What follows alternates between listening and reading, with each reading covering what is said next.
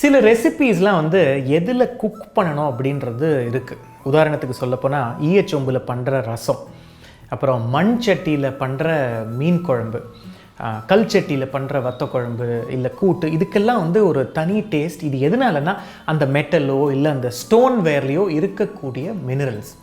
அதே மாதிரி நம்ம கும்பகோணத்தில் பிராஸ் வேர் இஸ் ஃபேமஸ். சிமிலர்லி ஜண்டியாலா குருன்னு அம்ரித்சர் கிட்டக்க தத்தேராஸ் அப்படின்ற கிராஃப்ட்ஸ்மென் கம்யூனிட்டி வந்து 200 வருஷமாக வந்து இந்த பிராஸ் வேர் பண்ணிகிட்ருக்காங்க. ஹண்டி இந்த மாதிரி it's a very difficult laborious process to make. அங்கே அந்த மெட்டலை மெல்ட் பண்ணதுக்கப்புறம் அதை ஃபினிஷ் பண்ணி அதை மண்ணுலேயும் புளி, அதாவது டேமரின் ஜூஸ்லேயும் போட்டு தான் ஃபினிஷ் பண்ணுறாங்க. I love collecting old cookware. So இன்றைக்கி நம்ம பார்க்க போகிற ரெசிபி வந்து is a very old Punjabi recipe made in an even older art form.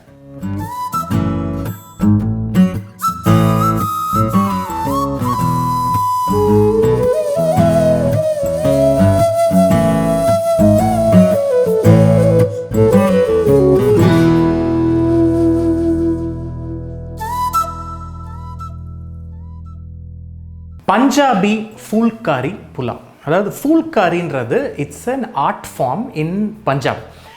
இதுக்கு ஏன் அந்த பேர்னா அந்த அளவுக்கு கலர்ஃபுல்லாக இருக்கும். இது வந்து திஸ் இஸ் ஒரு பழமையான ரெசிபி. பிரியாணிலாம் வந்த டைமில் இது இருந்தது. பிரியாணி வந்ததுனால இது நிறைய பேர் மறந்துட்டாங்க. But it's a fantastic recipe. இது எப்படி பண்ணணும்னா, இந்த ஹண்டி இருந்ததுன்னா யூ கேன் யூஸ் இட். நெய் நல்லா கொஞ்சம் ஒரு 3-4 டேபிள் ஸ்பூன் அளவுக்கு நெய் போட்டால் தான் வாசனையாக இருக்கும். அண்ட் அந்த ரிச் ஃப்ளேவர் உங்களுக்கு அப்போ தான் வரும். நெய் சூடானதுக்கப்புறம் இதில் பட்டை, சும்மா ஒரு 2 இன்ச் பீஸுக்கு பட்டை, ஸ்டார் அனீஸ், அப்புறம் பிரியாணி இலை நல்ல வாசனை கொடுக்கும். மிளகு, சும்மா ஒரு டீஸ்பூன் அளவுக்கு மிளகு. ஓகே, கம்மியாக தான் வச்சுருக்கேன் அடுப்பு இது வரைக்கும்னா. முந்திரி பருப்பு, ரேசன்ஸ். அந்த நெய்யில் ஃப்ரை பண்ணும்போது ஒரு புலாவாக இருக்கட்டும் இல்லை ஒரு பிரியாணியாக இருக்கட்டும், அதுக்கு வந்து ஒரு நல்ல வாசனை. அண்ட் முக்கியமாக இந்த மாதிரி ஒரு ஹண்டியில் பண்ணும்போது, இப்போ எப்படி நான் உங்களுக்கு முதல்ல நான் சொன்னேன்னா ஒரு ரெசிபி அதுக்கும் வந்து ஒரு தனிப்பட்ட முறை, ஒரு தனிப்பட்ட பாத்திரம் அப்படின்றது அந்த காலத்தில் இருந்தது. And as much as possible இப்போ இருக்கிற ஆர்டிசன்ஸும் கம்மியாகிட்டு இருக்காங்க. But in small way if you can support them it will be great. So இங்கே பாருங்கள், உங்களுக்கு இங்கே பார்த்தீங்கன்னா தெரியும், ரெய்சின்ஸ் அந்த முந்திரி பருப்புலாம் பாருங்கள் எப்படி ஒரு மாதிரி ப்ரௌன் ஆகி ப்ளம்பாக இருக்குது. ஓகே, அந்த ஸ்டேஜில் இதில் கேரட், அப்புறம் பட்டாணி. இது வந்து நீங்கள் ஃப்ரோசன் பட்டாணி இல்லை ஃப்ரெஷ் பட்டாணி எது வேணாலும் யூஸ் பண்ணலாம். இங்கே பாருங்கள், just look Ed the colour, எவ்வளோ பியூட்டிஃபுல்லாக இருக்குது பாருங்கள். நீங்கள் இந்த ஃபுல்காரி ஆர்ட் அப்படின்னு நீங்கள் பார்த்தீங்கனாலே நிறைய டிஃப்ரெண்ட் த்ரெட் ஒர்க் அந்த மாதிரிலாம் வச்சு வைப்ரண்ட் கலர்ஸ் இருக்கும். அண்ட் அதனாலேயே வந்து இந்த புலாவுக்கும் வந்து அப்படியே பேர் வச்சுருக்காங்க. இந்த ரெசிபி வந்து நான் ரிசர்ச் பண்ணி எடுக்கும்போது வாட் வாஸ் யூனிக் வாஸ் இந்த கோவா ஆட் பண்ணுறது. இது வந்து மில்க் சாலிட்ஸ் அப்படின்னு சொல்லுவாங்க. குலாப் ஜாமுன் மிச்ச ஸ்வீட்ஸ் எல்லாத்துக்குமே வந்து இதை ஆட் பண்ணுவாங்க. இது வந்து unsweetened version of the khoa. So அது வந்து ஒரு 2 டேபிள் ஸ்பூன் அளவு வச்சுக்கோங்களேன். இது வந்து இந்த கோவா நம்ம ஆட் பண்ணுறது வந்து ஒரு ரிச் ஃப்ளேவர் கொடுக்கும். அஃப்கோர்ஸ் இப்போ நம்ம ஆட் பண்ணது எல்லாமே வந்து ரிச் தான். அந்த நெய்யாக இருக்கட்டும், முந்திரி பருப்பாக இருக்கட்டும், ரேசன்ஸ் எல்லாமே. பட் இந்த Goa will give that little bit flavour and richness. இங்கே பாருங்கள், மெல்ட் ஆக ஆரம்பிக்குது பாருங்கள் இந்த கோவா. லவ்லி. சி, கோவா ஒரு மாதிரி மெல்ட் ஆகிடுது பாருங்கள், உங்களுக்கு பார்த்தீங்கனாலே தெரியும். எக்ஸலண்ட். இந்த ஸ்டேஜில் இதில் பன்னீர், ஒரு கப்பு அளவு பன்னீர் ஆட் பண்ணதுக்கப்புறம் ரொம்ப மிக்ஸ் பண்ண வேண்டாம், ஏன்னா பன்னீர் உடஞ்சிடும். ஓகே, அண்ட் இந்த ரெசிபிக்கு இன்னொரு அழகு என்னன்னு பார்த்தீங்கன்னா, பழைய கால ரெசிப்பியில் 4 விதமான ரைஸ் யூஸ் பண்ணியிருக்காங்க.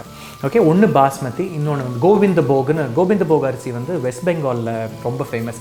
அதே மாதிரி அம்பே மோகர் அப்படின்னு ஒன்று இருக்குது. And these are all aromatic rice, நல்ல வாசனை கொடுக்கக்கூடிய அரிசி வகைகள் என்கிட்ட 3 நாள்லாம் கிடைக்கல, 2 இருந்தது. ஒரு கப்பு வந்து பாஸ்மதி அரிசி, இன்னொரு கப்பு ரைஸ் வந்து கோவிந்தபோக் அப்படின்னு ஒரு வெரைட்டி. இது West Bengal type of rice, இது அங்கே கிடைக்கக்கூடிய ரைஸ். அதையும் போட்டு சும்மா ஒரு ட்ரையாக ஒரு மிக்ஸ் பண்ணிக்கணும்.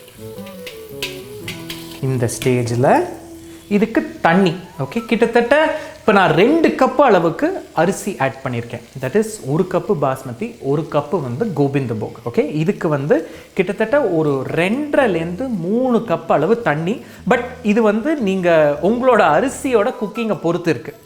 ஓகே, தண்ணி அண்ட் இங்கே வந்து குங்குமப்பூ பால், அதாவது குங்குமப்பூவை வந்து பாலில் ஊற வச்சு நல்லா அரைச்சி வச்சுருக்கேன். அந்த பாலும் இதில் ஆட் பண்ணிக்கணும். இது வந்து ஒரு 1/2 கப்பு வச்சுக்கோங்களேன். முக்கியமாக again what was very very unique இந்த ரெசிபியை பொறுத்த வரைக்கும், கசகசா ஒரு டேபிள் ஸ்பூன். இது வந்து யூஸ்வலாக கசகசா வந்து நம்ம ஒரு சவுத் இண்டியன் மசாலாவோ இல்லை நார்த் இந்தியன் மசாலாவிலையோ வறுத்து அரைக்கிறது இல்லை ஊற வச்சு அரைக்கிறது அந்த மாதிரி தான் இருந்தது. இதில் அப்படியே they added. ஸோ இது நல்ல இந்த தண்ணியும் பாலும் சூடாகும் போது இதில் இந்த கசகசா,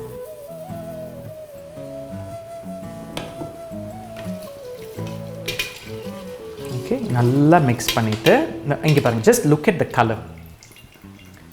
இதுக்கப்புறம் நீங்கள் ஃபுல்காரி ஆட்னு சும்மா தேடி பாருங்களேன், உங்களுக்கு இதே கலர்ஸ் தான் இருக்கும், அவ்வளோ பியூட்டிஃபுல்லாக இருக்கும். ஓகே, முக்கியமாக ஒன்று ஆட் பண்ணலை, உப்பு. எப்போவுமே உப்பை ஆட் பண்ணும்போது ஒன்று ஞாபகம் வச்சுக்கோங்க, நீங்கள் வந்து பிரியாணிக்கு சாதம் குக் பண்ணுறீங்க இல்லை இந்த மாதிரி பண்ணுறீங்க அப்படின்னா கொஞ்சம் உங்களுக்கு கரிக்கணும். அது கரிச்சாதான் உங்களுக்கு அந்த சாதம் வரைக்கும் உள்ளே நல்லா போய் அந்த உப்பு சேரும். Okay, so give this a good mix and இதை மூடி குக் பண்ணிக்கலாம். இது வந்து ஒரு 15-20 நிமிஷமாக இந்த மாதிரி மிதமான தீயில ஒரு கவர் பண்ணி குக் பண்ணிகிட்ருக்கேன். நடுவில் திறந்து பார்த்தேன்னா, நான் இல்லைன்னு சொல்லலை. இப்போது இதை ஓப்பன் பண்ணி மேலே பிடிக்க முடியாது, அவ்வளோ சூடு. இங்கே பாருங்கள், இப்படி நீங்கள் எடுத்து பார்த்தீங்கன்னா உங்களுக்கு அந்த லாங் கிரெயின்ஸ் எவ்வளோ குக் ஆகிருக்கு பாருங்கள். இதில் உங்களுக்கு இன்னும் கூட ஒரு தண்ணி பதம் ஒன்றும் தெரியும், நான் இல்லைன்னு சொல்ல மாட்டேங்க. பாருங்கள், இந்த மாதிரி இருக்கும். பட் ஆஃப் பண்ணிவிட்டு இதே மூடியில் வந்து கவர் பண்ணி வச்சுட்டிங்கன்னா அந்த சூட்லேயே இப்போ நம்ம ஒரு ஈயச்சம்போ இல்லை ஒரு கல்ச்சட்டிலையோ நம்ம குக் பண்ணோன்னா அந்த சூடு அந்த கணன்னு இருக்கும் பார்த்தீங்களா, இது அதே மாதிரி தான் இருக்கும்.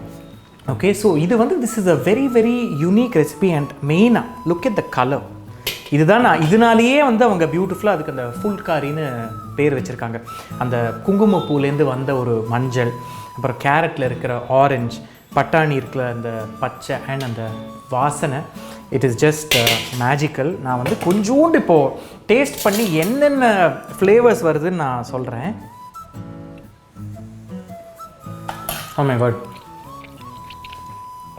இது வந்து it's a burst of flavours அப்படின்னு சொல்லலாம். ஏன்னா குங்குமப்பூலேருந்து வர வாசனை, அந்த கசகசா சின்னதாக மாட்டும்போது அதில் வர ஒரு வாசனை, அப்புறம் அந்த திராட்சை நம்ம ஆட் பண்ணது அதில் வர ஒரு இனிப்பு, கேரட்டில் வர ஒரு crunch, it's just magical. And முக்கியமாக இதுக்கு நம்ம அந்த khoa ஆட் பண்ணோம் பார்த்தீங்களா, அதுதான் வந்து இதுக்கு வந்து ஒரு ரிச்னஸ் கொடுக்குது அப்படின்னே சொல்லலாம். So go ahead, try this very very unique recipe.